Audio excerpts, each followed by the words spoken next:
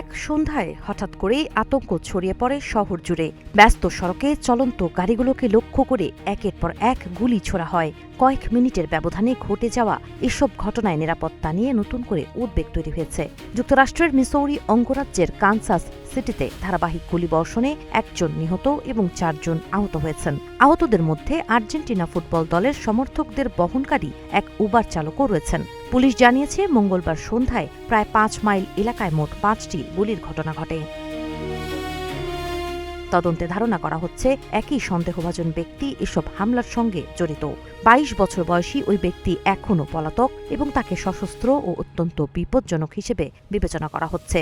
আহতদের মধ্যে 3 জন প্রাপ্তবয়স্ক ও এক কিশোর রয়েছেন।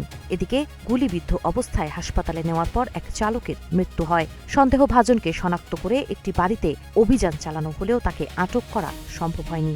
পুলিশ তার খোঁজে ব্যাপক অভিযান চালাচ্ছে।